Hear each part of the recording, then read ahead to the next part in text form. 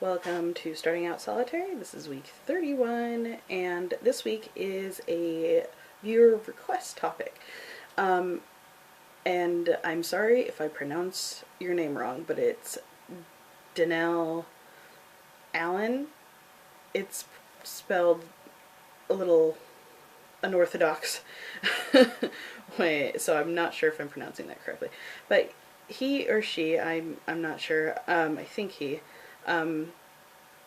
was asking about what YouTube pagans or blogs we read to get our information, or websites and whatnot. And our team had a fairly lively conversation, and it's very interesting to see who we all really kind of vibe with to get our information. We wanted to make sure, I'm giving you a heads up, everybody's going to talk about someone completely different. We're not going to get duplicates, even though some of us do actually have interest in a lot of the same people. So for me, we're all going to cover our three people, and it's not in any particular order.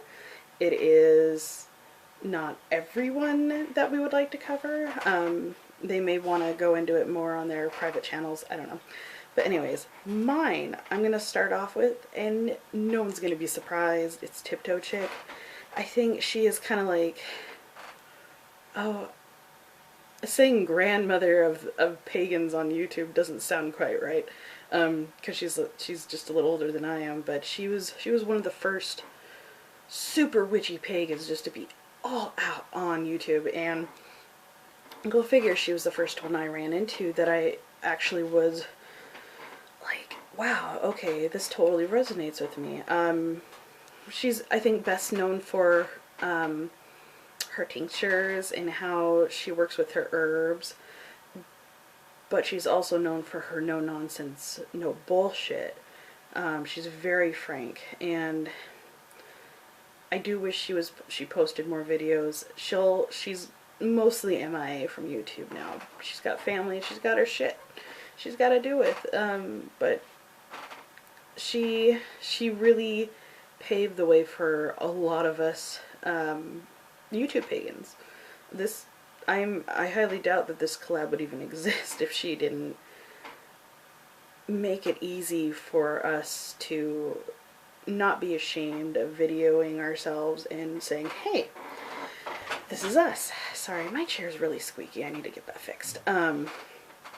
But she really got me super psyched about getting back into witchcraft, because if you've watched any of my earlier videos on my personal channel, I was interested in pagan and witchcraft stuff, and then around 14 I realized my parents were getting into it too. I was like, that's not cool.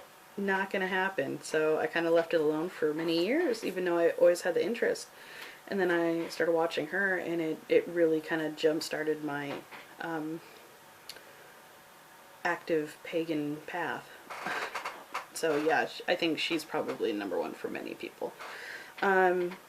Another person I get a lot of information from, and though she's probably better known for her tarot stuff, she does have some videos, and if you do watch her client readings, she gives a lot of information, and she has a blog talk radio as well, is Jen Embers, A Broom in the Moon.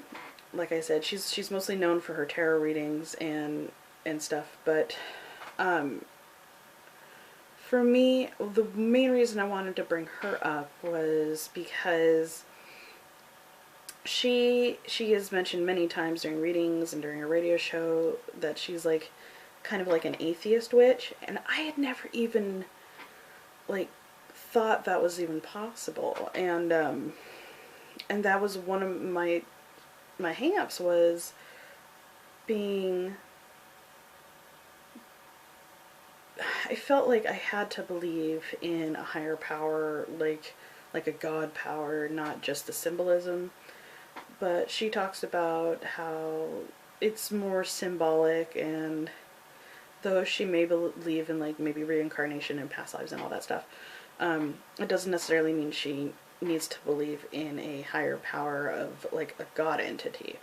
And that really, really resonated with me, and I've stayed watching her videos, even though like for there's been a couple times she's gone on long hiatuses, but I've always kept her on my favorite list for subs, just because I'll even go back and just re-listen to the readings I've gotten from her or some of her blog talk radio shows.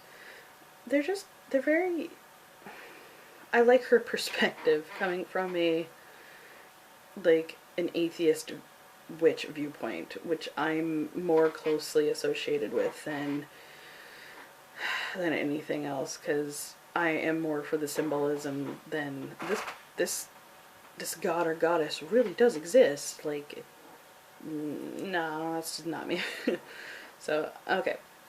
And this last one, I don't know if you would consider her pagan or not, but she's definitely enlightened me to some different viewpoints, and she's really heavy, like, on what she talks about.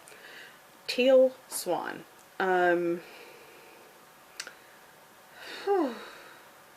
I think she used to go by Teal Scott, and then she got married, I think, but man, if you watch her videos, like, if you jump in right in the middle, you are gonna get so overwhelmed by just the information and the way she speaks. Like, I had to go back from, like, her very first videos posted just to kind of get the way she was speaking, because she speaks almost like she's a professor in the topic of spirituality, which in a kind of way she kind of is. But her viewpoints are, some would say, are extremely out there, but a lot of them make a lot of sense when she gives her examples of what she's talking about. It's, yeah, it's, her shit's kind of mind-blowing. I've stopped watching her just because I just end up, because they're long videos, but they're kind of going in a direction I'm not resonating with so much. But it's like, if you go back, and like I said, I don't know if she's pagan or anything, but she does a lot of, she has a lot of pagan aspects to her path and how she shares it, but she's definitely more like collective consciousness and more of what is considered woo-woo, of even more out there than the metaphysics that we know of, such as maybe believing in, like, you're from another planet type of thing, which there's a group of people who do feel like we're in, like, past lives from different planets and whatnot, which is a totally different topic, and maybe a topic we could discuss at a later date. But but yeah, her shit's really heavy, but a lot of her stuff, like on chakras and Reiki and shadow working, are really kind of like mind-blowing. So anyways, this is getting pretty long, so go ahead and check those people out if you haven't already, and leave a comment below and let me know what you guys think. So I'll talk to you guys later. Bye.